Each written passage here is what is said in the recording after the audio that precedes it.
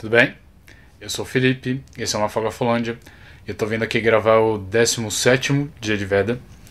E sábado, sei lá, é dia sobre que eu quis fazer sobre curiosidades, alguma coisa relacionada à literatura. E esse sábado eu decidi fazer então uma relação, né, entre ópera e literatura. Para quem não sabe, eu sou músico, estou cursando música, pretendo um dia terminar a faculdade de música. E música clássica sempre me interessou, eu gosto muito de ópera. E gosto de literatura também, então na verdade combinou essas duas artes que eu gosto tanto. Ópera sempre foi muito influenciada por literatura. A ópera ela junta vários aspectos da arte e coloca tudo num só, tudo a serviço meio que da música. Porque a gente tem o teatro, a gente tem a música em si, a gente tem dança também. Tudo isso junto ali num espetáculo grandioso, muito bonito. Para quem não conhece muito de ópera, como que costuma funcionar? A ópera tem um compositor, que é esses compositores que a gente conhece, né? O Mozart, Beethoven, Strauss. E eles costumam trabalhar nesse caso com um libretista. O libreto que esses libretistas eles produzem são as falas, é a história. Então tudo que os personagens estão cantando ali, todas as canções, digamos assim, foram escritas por esses libretistas. E depois o compositor, ou até um pouco antes, né, não necessariamente sempre nessa ordem, o compositor pega aquele texto que foi baseado em alguma coisa, geralmente, e faz a música para aquilo, e ele decide como que vai ser cada nota, como que vai ficar cada partezinha daquela música. Geralmente o compositor e o libretista já sabem como que eles querem adaptar uma história, como que eles querem criar uma história, quantos atos vai ter e o que vai ser. Então é muito comum ter uma base em algum tipo ou de literatura ou algum tipo de história famosa. E eles traduzem isso para uma coisa que seja possível fazer numa ópera. Porque a ópera ela tem que, sei lá, ter no máximo umas 2 horas, 1h30, 2 horas, talvez com intervalo. E a história ela tem que ser um pouco mais enxuta do que, por exemplo, num romance, para poder ter fôlego, para que você possa dar primazia à música, para que aquilo possa ser entendível, né? Para que você possa fazer tudo pelo diálogo. Porque na ópera, toda a história vai ser contada pelo diálogo. É comum que na ópera seja esses diálogos, essa cantoria, do começo ao fim. Eu vou falar então de óperas aqui em São Paulo que eu já fui assistir. Eu vou comentar um pouco como dessas óperas que eu assisti, o que elas têm relacionado com literatura, se é mais específico ou não. Eu vou tentar falar um pouco, explicar um pouco mais sobre essa questão de como funciona, né, a ópera em si. Bem, primeiro que eu quero comentar é o Guarani. O Guarani é uma ópera do compositor, né, a música, do Antônio Carlos Gomes, libreto de Antônio Scavini, concluído por Carlo Dormelville, sei lá. Bem, o Antônio Carlos ele era um compositor ali do século XIX, se não me engano, brasileiro. Ele ficou muito conhecido por fazer óperas. Então, óbvio que aqui no Brasil essa questão da música clássica ela veio muito depois. Então tudo que a gente tem é meio os estilos, né? Eles vão sendo copiados do que veio vindo da Europa. Então no Brasil não se tem muito, tirando de repente Villa-Lobos, uma coisa de inovação. Então quando a gente se trata de ópera, mesmo já lá no século XIX, era uma coisa mais cópia mesmo de um teatro europeu. Tanto que era uma cópia de teatro europeu que, se vocês repararem, a peça não chama O Guarani, chama Il Guarani. É uma peça brasileira, é uma ópera brasileira de um compositor brasileiro, baseado em um livro de um escritor brasileiro, né, o Guarani, do José Alencar, que é um romance indianista, não tem coisa mais brasileira que isso, mas o libreto todo, ou seja, a ópera toda é cantada em italiano. Então é uma coisa bastante divertida, aquele bando de índio lá, aqueles bandos de Guarani, todo mundo cantando em italiano. Bem, o Guarani ele segue bastante assim o enredo básico do livro Guarani. Ele fala também sobre o Peri, que é aquele índio forte que ele se devota a proteger a Ceci, que é filha ali daquele nobre português, eu acho, né, que acabou assassinando uma índia por engano, e tem um personagem que dentro ali do ciclo de confiança desse nobre que está querendo promover uma revolta, e além disso daí tem a revolta indígena em cima disso, porque ele matou uma mulher. E é uma coisa que funciona muito bem em ópera, sempre muito utilizado essa coisa da ópera trágica, né? Uma característica desse tipo de história, que funciona muito bem com ópera, e que ficou representado muito bem nessa ópera específica, é a distribuição dos personagens, dos mocinhos e dos vilões. Então a gente tem isso bem claro, né? E como que isso geralmente se traduzia em ópera. Se você for falar de música clássica, se você for classificar vocalmente uma pessoa vendo a música clássica, na verdade, geralmente qualquer música, né? Mas essa coisa da teoria da música. A gente tem as vozes femininas, a divisão básica em três. Nós temos as vozes mais agudas, que são as sopranos. Nós temos as vozes médias, que são as mezzo-sopranos. E temos as mulheres que cantam mais grave, que são as contraltos.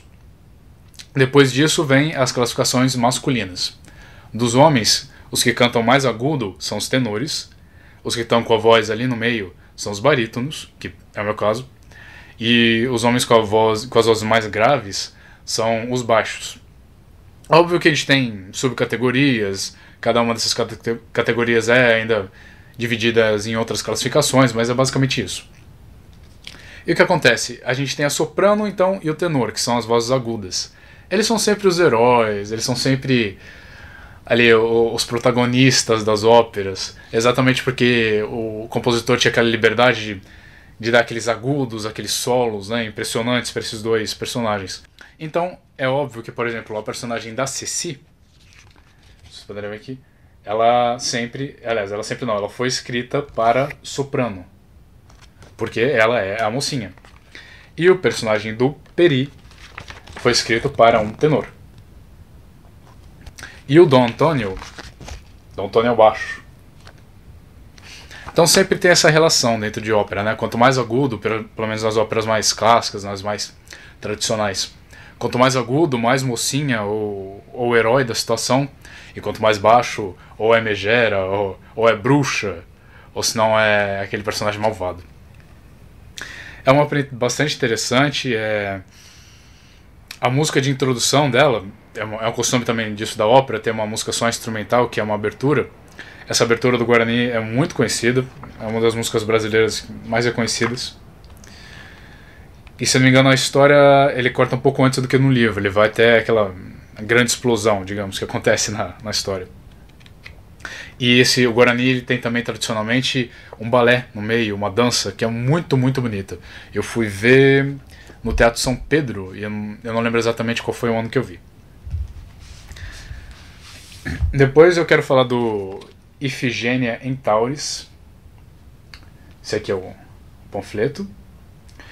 O Ifigênia em Tauris, eu vou ser sincero, foi em 2014, mas eu não lembro bulhufas, eu não lembro nem de estar lá. Eu não sei porque, eu não consigo ter lembrança disso. O Ifigênia em Tauris, ele é de um compositor chamado Gluck. Tem aqui a fotinha dele. É um compositor alemão. É uma obra mais antiga. E o libreto é de um cara chamado Nicolas François Guillard. Ele é baseado... então, da Ifigênia em Tauris, por exemplo, ele pega... ele é principalmente para contar baseado naquela história grega, né, na tragédia grega da Ifigênia. Então aqui está escrito: libreto de Nicolas Guillard, baseado nas tragédias homônimas de Claude Guimond de la Touche e na tragédia de Eurípides. Então o que acontece? Qual que é a história dessa ópera aqui? Ele fala assim: Agamenon, rei de Micenas, foi assassinado por sua esposa Clitemnestra. Um dos filhos do casal, Orestes, matou a própria mãe para vingar a morte do pai e agora se consome de remorso. Ifigênia, a irmã mais velha de Orestes, tornou-se sacerdotisa da deusa Diana em Tauris, colônia grega no mar Euxino, ou seja, o atual Mar Negro. Separada da família há 15 anos, nunca mais teve notícias de seus e não sabe, portanto, da tragédia que os atingiu. Esse é outro tema extremamente recorrente em ópera, que é essa coisa da traição familiar e da tragédia. Isso aqui tem umas fotos da montagem.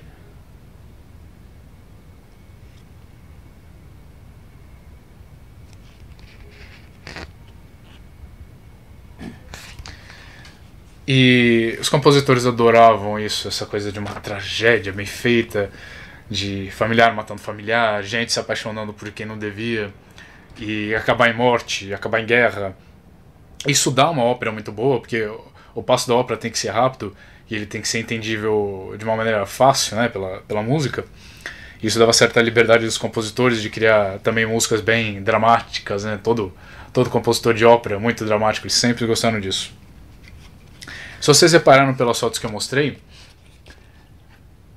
apesar de ser uma tragédia grega, ser baseada em uma tragédia grega, e por acaso esse não é um caso que vem diretamente de um conto, ou de um livro, ou de uma história, mas sim de outra adaptação, né? Ele junta duas adaptações de uma tragédia já conhecida.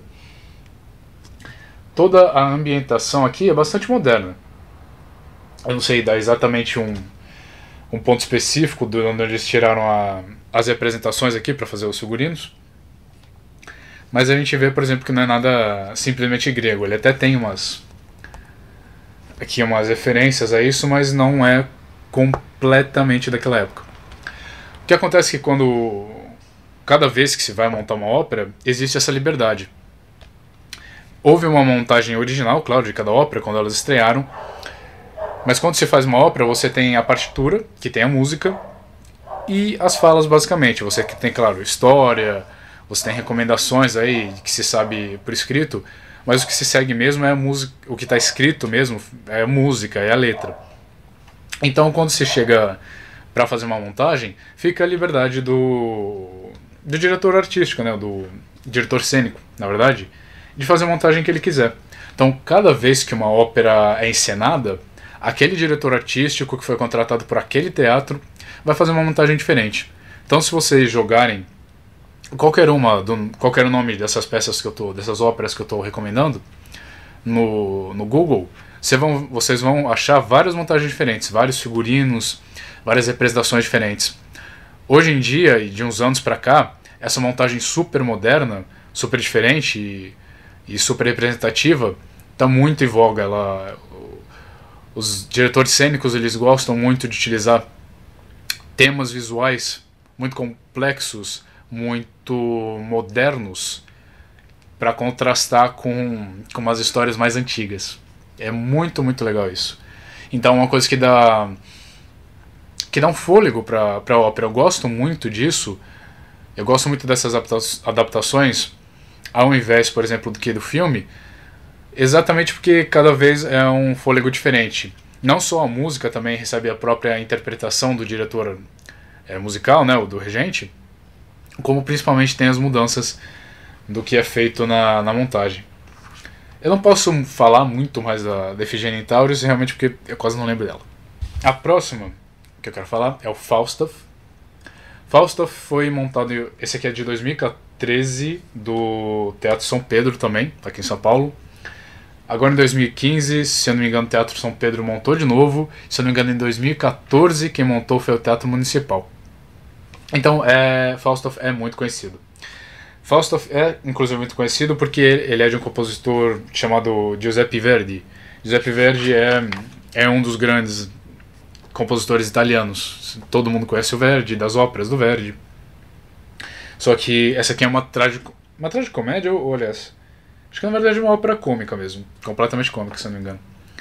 E o Verdi, ele costumava fazer óperas mais trágicas, e essa aqui foi uma mudança. Tem inclusive nesse libreto, quando ele fala um pouco da ópera, uma coisa que eu quis marcar, que fala assim, foi uma entrevista com o compositor, com o Verdi. Sobre a notícia, Verdi disse a um entrevistador: depois de ter, como compositor impiedoso, assassinado tantos heróis e heroínas, tenho o direito, chegando ao final da minha carreira, de rir um pouquinho. Então Falstaff, essa ópera cômica, ele é baseado, é uma peça do Shakespeare, chamado As Alegres Comadres de Windsor, que o personagem principal é o Falstaff.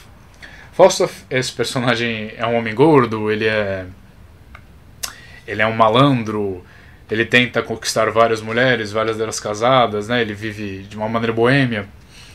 Ele é um, classicamente falando, ou classicamente pensando, ele é um personagem safado. E a história vai contar em cima disso. Já da ópera do Falstaff, é como esse personagem vai ter que lidar com as pessoas que ele se intrometeu na vida. Vai falar um pouco da decadência dele e tudo. Como vocês podem ver também, essa foi uma montagem bastante moderna. Tá vendo? Tem toda aqui a referência à época de Shakespeare, a coisa da Inglaterra, mas é um galpão, sabe? Aqui ele tá vestido, o personagem Falstaff vestido de maneira bastante moderna. Então, ópera tem muito disso, né? Quando o compositor não tá matando todo mundo deslocadamente, quando não tá sempre matando os amantes, é uma coisa muito...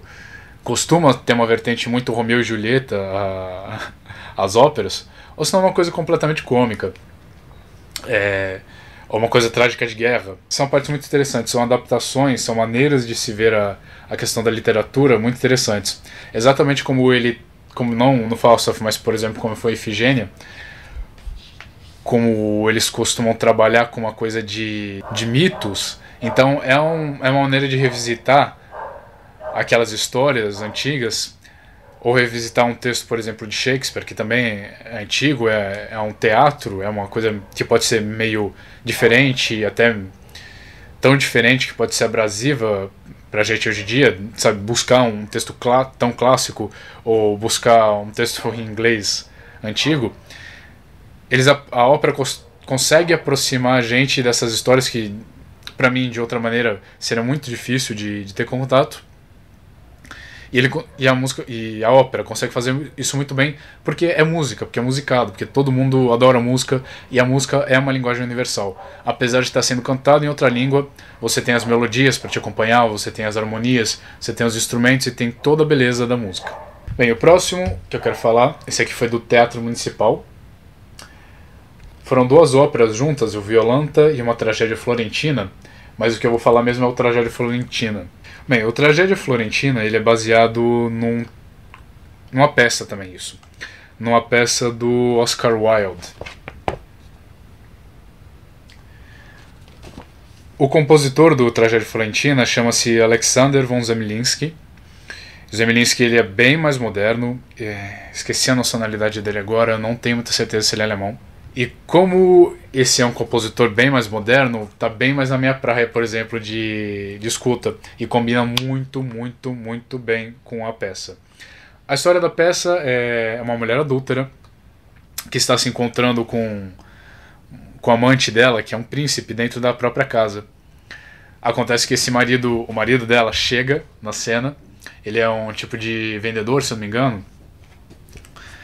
E fica ali uma tensão, é uma ópera curtíssima, mas tem uma tensão entre os três, porque os três estão no mesmo ambiente, o marido obviamente já sacou, né, que ele está sendo chifrado, e tá ali a mulher, na verdade, dele fazendo uma coisa, meio que jogando para os dois lados, ela tá querendo ver o que vai acontecer, ela na verdade tá atiçando fogo, e tem aquele príncipe meio que, ao mesmo tempo tentando se safar, ao mesmo tempo se gabando da situação, sem deixar isso muito claro. Então, fica extremamente interessante com a música mais moderna, porque a música mais moderna ela é feita exatamente para isso, para criar um clima de tensão. Quanto mais moderno a gente está falando de música, mais características os compositores achavam para criar tensão musical, para criar sons que a gente não ouvia ainda. E eu sinceramente adorei uma Tragédia Florentina. A montagem era simples, porque era só um quarto, e a música, pra mim, é excelente, junto com aquele clima e uma história muito bem escrita pelo Oscar Wilde. Esse é também, de novo, mais uma adaptação direta. Tem só 3 personagens, que fazem uma ópera extremamente interessante. Bem, eu vou falar agora de 2 que eu não tenho nenhum libreto. Se vocês forem em São Paulo, por exemplo, é muito mais fácil você pegar um desses cardzinhos, se você for assistir uma ópera no Teatro São Pedro, do que no Teatro Municipal. Esse aqui é o único que eu tenho do Teatro Municipal. Essas 2 óperas eu assisti no Municipal foram do Debussy, que é um francês, também do final ali, do período romântico. Ele fez o Pélez e Mélisande. Pelés e Melisande também é uma história de amor. A Melisande era uma princesa de algum lugar ali, que ela foi encontrada pelo príncipe, que era de determinado reino, quando ele estava caçando. Ele a salva de alguma maneira ali do bosque, que ela estava perdida, e os dois acabam se casando. Mas acontece, óbvio, que a Melisande vai se apaixonar pelo irmão desse príncipe, que chama Peléas. E vai contar ali o que está acontecendo na história dos dois, como eles têm que se esconder, como que o amor deles vai se criando. E o legal, de novo, desse compositor mais moderno, o Debussy, a música dele é romântica, né? Então é mais moderna, mas o Debussy tem uma habilidade como instrumentista, como orquestrador, ou seja, de como colocar os instrumentos na música dele, que ele é muito palatável, muito digerível. A música dele é extremamente bonita. Esse compositor Debussy, ele era chamado de expressionista. Como a gente tem na arte, nas pinturas, aqueles quadros expressionistas, os pintores expressionistas, nós temos o Debussy, que era chamado dessa maneira, porque a música dele era toda assim, né? Os traços, né? As bordas, as delimitações do que eram as harmonias, as melodias, era tudo meio borrado, era tudo meio entrelaçado. Você tinha que ter uma visão, uma escuta mais de longe para perceber direito. Pelés e Melisande, se eu não me engano, é uma história mais clássica. Ele trata de um texto bem mais clássico, mas com essa visão do compositor de uma música moderna. Ele dá, de novo, ele pega não que veio de um texto exatamente feito, de uma obra, de um livro, mas ele pega uma história que é conhecida e transforma isso de uma maneira que possa ser uma releitura que possa ser aproveitada por todo mundo. É uma das óperas que eu mais gosto. Nossa, é linda, linda, linda, linda. Recomendo todo mundo, mesmo, sei lá, YouTube ou algum outra maneira que dê pra ver, pra ir assistir esse. Bem, a outra que eu quero comentar também que eu vi foi no Teatro Municipal também, Salomé, do Richard Strauss. Richard Strauss, de novo, outro compositor alemão moderno. Eu gosto muito do Strauss. De novo, uma música muito densa, uma música muito forte, muito cheio do que você vê e tudo muito ao mesmo tempo. E você vai vendo agora os compositores mais novos, eles também escolhiam temas que que eram tragédias simples de se transformar em música, mas que eles podiam transformar de alguma maneira. Salomé é baseado num texto bíblico, agora também não lembro totalmente a história, mas a Salomé, que está sendo cortejada, ela pede a cabeça do João Batista, que é o profeta divino. Ela pede pro amante dele, pra pessoa com quem ela está se casando, como prova de amor. Então, pensa, é uma ópera tensa pra caramba. E, de novo, de música muito densa, muito bonita. E o que ele faz? Apesar de ser um enredo meio simples, isso na ópera não fica simples de maneira nenhuma. Ele consegue transformar a história, ele vai dando cada capítulo, cada ato, cada cena um tratamento, e ele vai se aprofundando na história junto da música dele, que é muito profunda, para transformar isso. Então esses compositores, esses libretistas, eles pegavam também, por exemplo, uma história conhecida, já meio que feitinha, né, da Salomé, que é uma história bíblica, então ela tá meio que preto ali no branco, e ele dá uma história em si para isso. Ele transforma da maneira que ele quiser.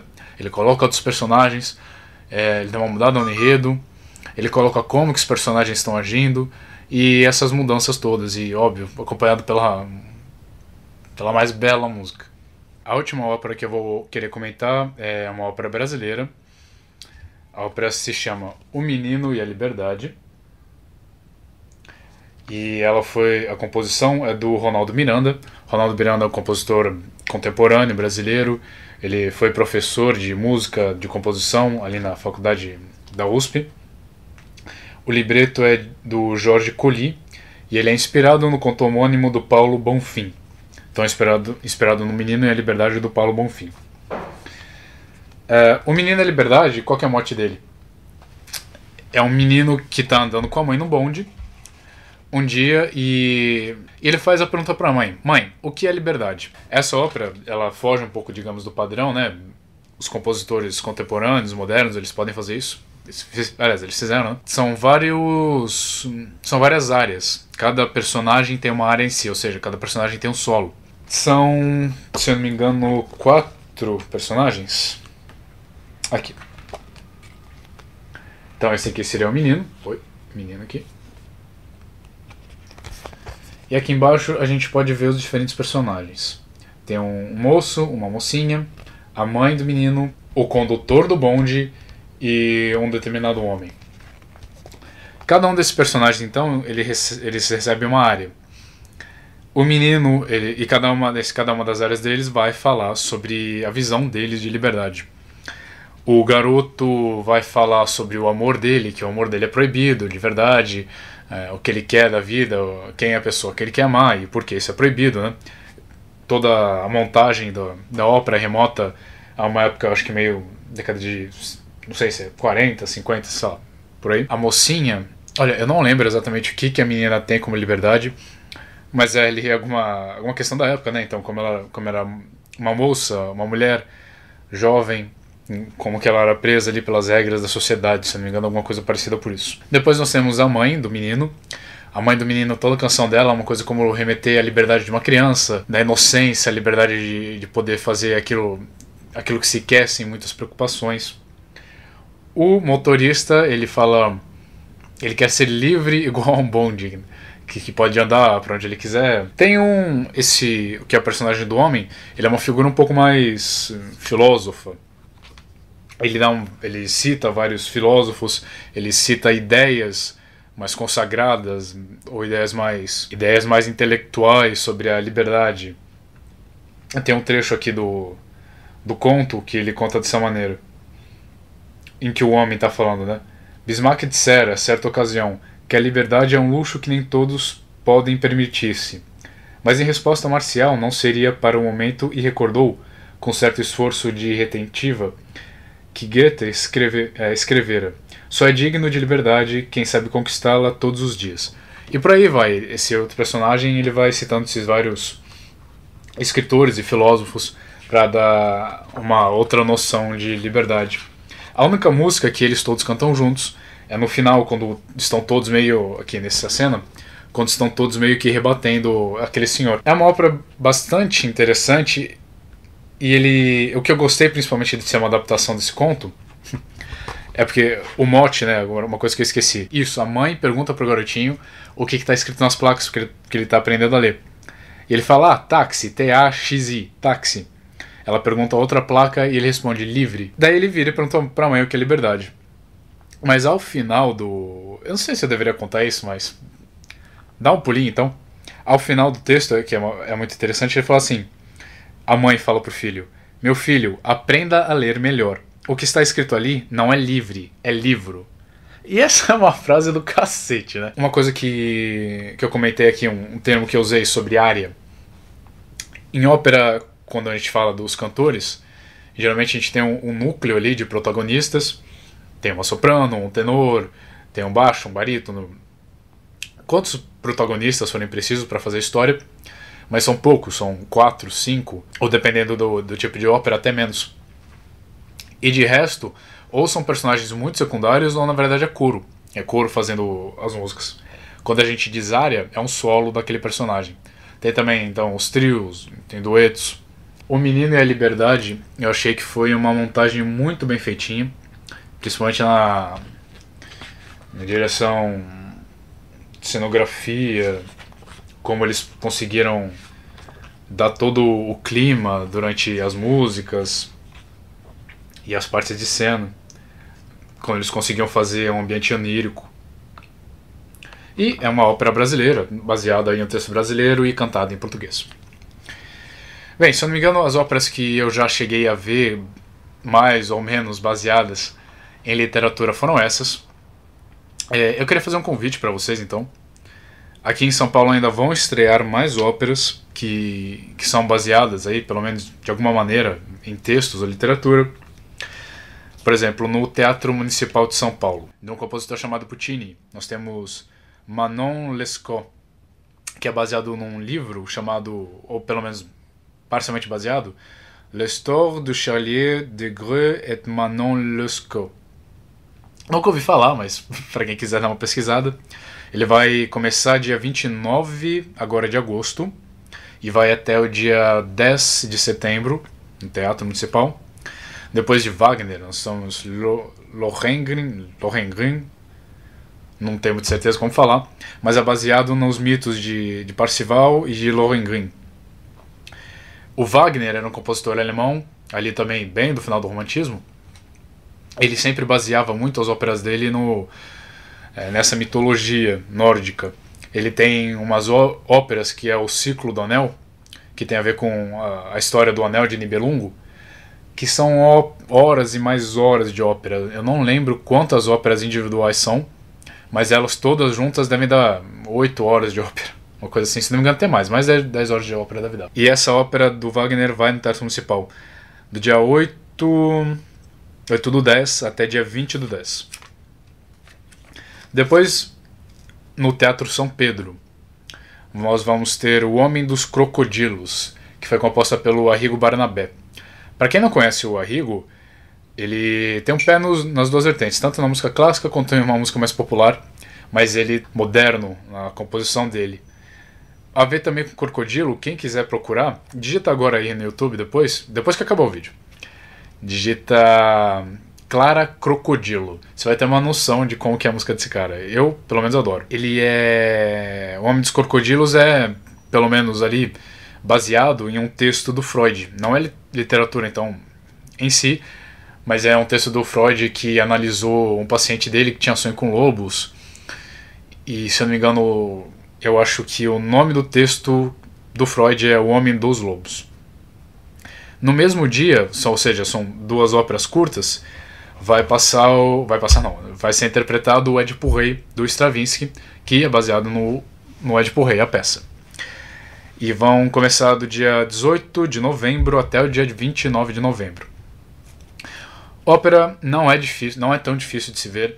Se vocês quiserem sempre dar assim para pegar um ingresso de que alguém não quis, que se você tiver saco ali de ficar na porta da bilheteria e conversar com o pessoal, é sempre capaz de você conseguir um ingresso.